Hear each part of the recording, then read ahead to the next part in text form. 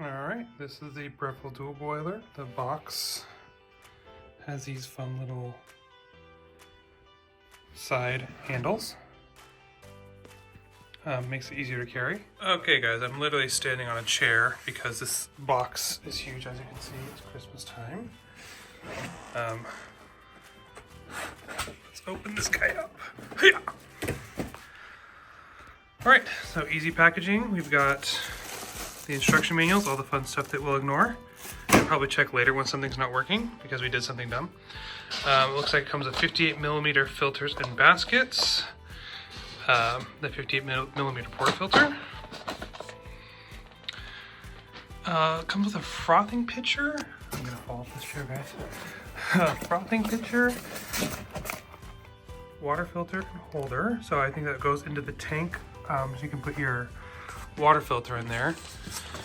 The razor, which I believe is to level out your shot. It's one of Breville's things they include in most of their machines. And then look, yeah, frothing pitcher, fun stuff, Breville standard. And then a 58mm tamper. It looks like it has the same magnetic thing that most of Breville machines have, so you can kind of keep it tidy in there. All right, if I sound winded, it's because I just wrestled this out of the styrofoam box. It's actually really cool. It has these little handles in here as well. So it did make it fairly easy to pull out of the box, but you know, it was still pulling styrofoam out of cardboard. It's never a fun endeavor. But yeah, that's the styrofoam. Okay, we're back and let's get this thing going. So it looks like we've got, again, one of my first machines was the Breville Infuser, or the 840XL. So this is all very familiar. There's 4 buttons. You've got the power button, manual, single shot, double shot. Looks like the program button. I don't know. We'll have to figure that out. Where did I put the documentation? Just kidding. It's right there. We got the water spout. Right there. Water spout, 58mm portafilter. Looks like you see the water level in there. I wonder, oh, gotta pull this tape out. Yeah. Oh man. It's like ruined ASMR, right?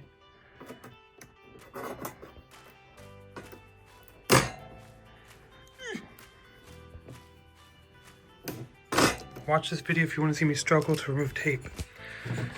Should have a little tray for tool storage in here, which I always love. It's just so thoughtful. Oh, there's little wheels to move the machine. Oh my goodness. That's impressive. Okay, and then you lock it down so that it doesn't move around unless you're on a table. Okay, descale access. We'll have to find the documentation and read exactly what that does later, but that's cool. We've got this here. Did you see that?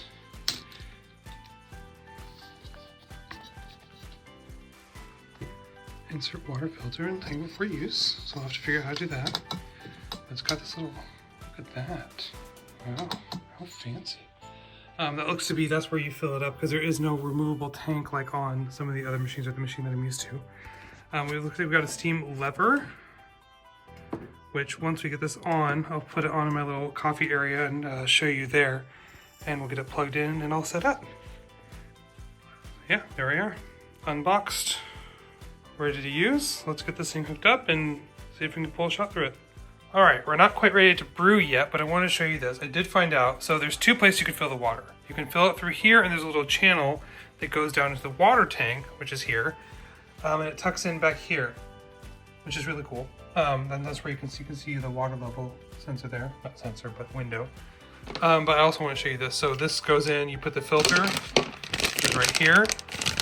I haven't opened yet, but you put the filter in here, get this, click it in, and then you can set like the month so you know like when it's time to swap it out.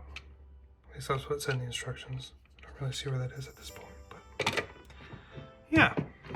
So I'll continue setting this up and then we can pull a shot. I found the month filter, or month set. It's on the filter. So once I pull that out of the plastic bag, and then you just put this in here like this, it'll fit in like that.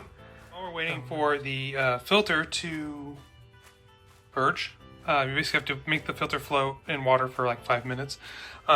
Yes, I opened up the manual because I got stuck. Anyways, while we're waiting for that, I figured I'd show you. So I got this open. So we have single wall filters. So this is going to be what I'm going to be using, the single wall double shot filter. And then you have the dual wall filters, and that's for something like if you want, basically it's also called a pressurized portafilter. So you can see there's only one tiny little hole here. So if you're dealing with like pre-ground or bagged coffee, you're going to want to go more on the dual wall side, because what it does is it basically forces the pressure by forcing all of it through one hole, versus you can see the single wall is just a bunch of tiny little holes. Tiny little holes to push the coffee through, so the coffee has to be consistent and fine enough to build the pressure that it needs to make a good shot of espresso. We also have here, I'll show you the frothing pitcher. I had an old Breville frothing pitcher years ago, the one that came with my infuser, the 840, and the handle broke off of it, but it was one of my favorite frothing pitchers, and it made me sad when the handle broke off. But I think they've since made. I mean, this feels like the thickness of the steel and stuff like that feels like the commercial ones that we get as well. It's got some. Oh, look at that! Got some. Came with some descaler. So this is for doing a back flush for well, not new, but after you've pulled a few shots through it, you'll do a back flush. So you need some descaling powder and the back flush puck. So what this is, and the little tools like to clean out the steam. If the steam ever gets clogged, which you should always, no matter if you're making 1 cup or 1,000 cups, you should always clean every time after you steam.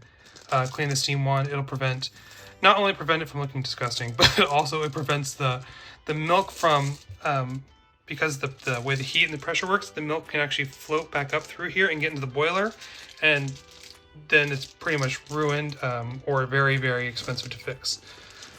So there's a toolkit. Here's the frothing pitcher. It looks like it's about enough for, I would say, like a 12, maybe a 16 ounce, but I would put you're going to get some like overflow and stuff like that if you're doing 16 ounce. But it's got the nice little curved spout up there. And then we have got the razor here.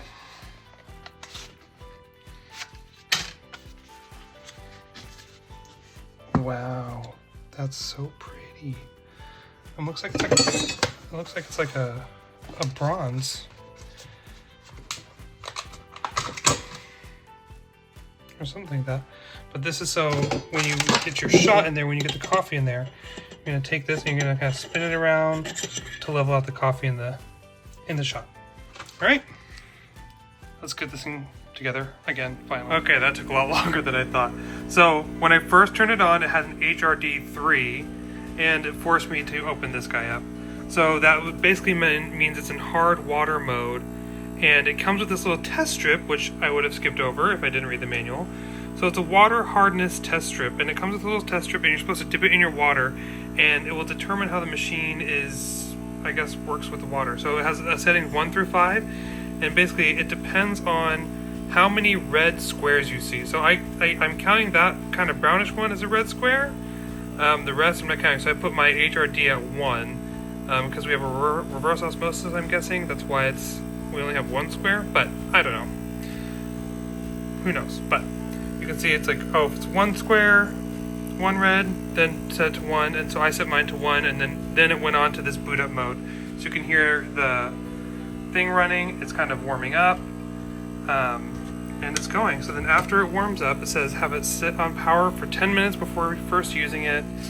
See, I missed that part for the whole set your water hardness. And then you're gonna have to basically run everything through before you make a coffee, just to make sure that you flush out any of the manufacturing chemicals or stuff that's on there, because you know that's the world we live in. Anyways, so let me get this warmed up, and then we'll be back to make some shots. All right, y'all, we're back. Okay.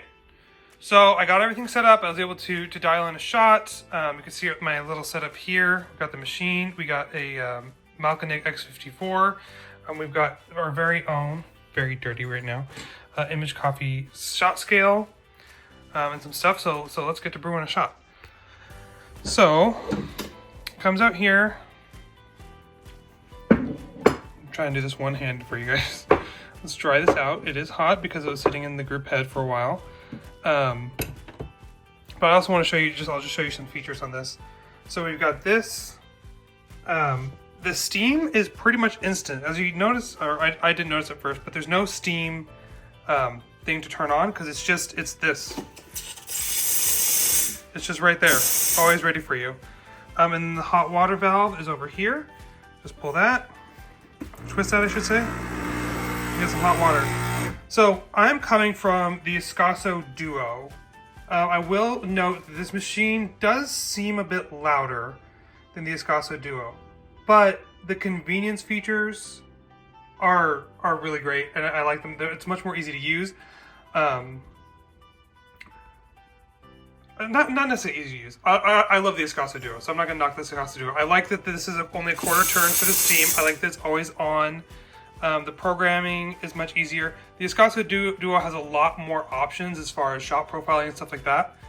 But this one, it has simplicity, but it also has the ability to pull a really, really great shot. All right, so let's get to brewing. Let's get this guy going.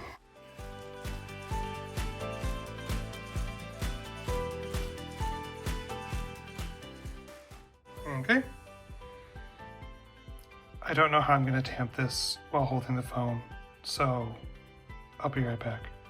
Okay, I'm back. I didn't put it in the machine yet or anything like that so that you can see that process. So the tamping wand kind of just pops up in here. Has a nice little storage so you don't have to have it there. A tamping wand, a tamper. Tamping wand, because it makes magic. This is my old tamper that I was using for the Ascaso with the tamping mat. So, I mean, I think it's just going to clear up a little bit more space here. So let's go ahead and put this guy in. Right there in the middle. Twist it. It does have a really tight pull compared to most of the machines I've been using lately. So I found that interesting. Let's get my shot glass in here.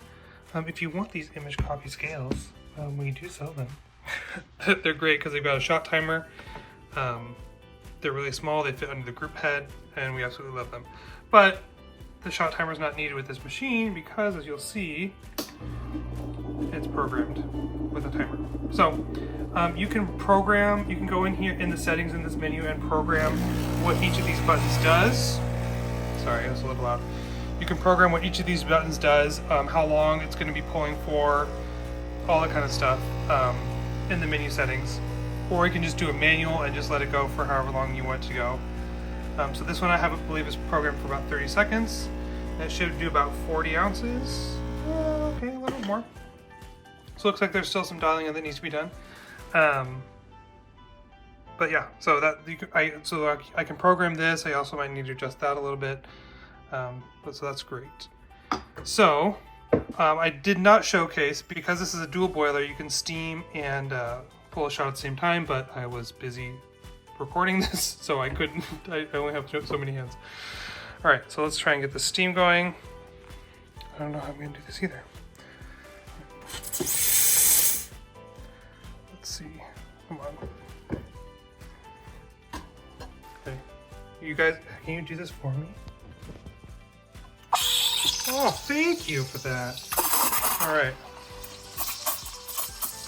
So this is actually the first steam that I've done with this machine. I pulled a shot earlier just to dial in and see what it was like, but it looks like the steam's pretty powerful. I got some good swirl going on. It is oat milk, I will say that, just because dairy's not my friend. I wish it was, but I'll save you the gory details. I just can't have dairy. So let's get this frothing. That's some really bad bubbles right there, guys.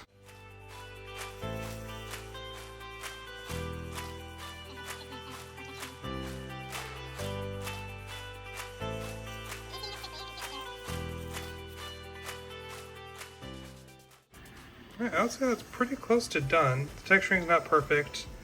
Let's shut her down. Again, like I said earlier, always purge, especially on a boiler machine, because they're more prone to having stuff sucked back up to them and ruining the boiler. Alright, let's pour the shot. Alright.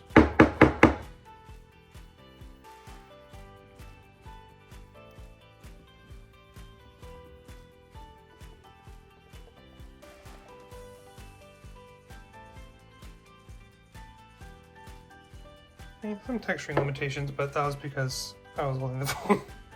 That's what I'm blaming it on, at least, not the fact that I'm horrible at latte art. Well, anyways, that's my little unboxing all the way to pulling a shot with this guy. Yeah, leave a comment if you have any questions. If you have this machine at home, or if you would like to buy this machine, leave some comments and maybe we could work something out. We've got this guy, we've got the X54, we've got all this stuff for sale in our store. So yeah, thanks for watching, guys. Have a great day.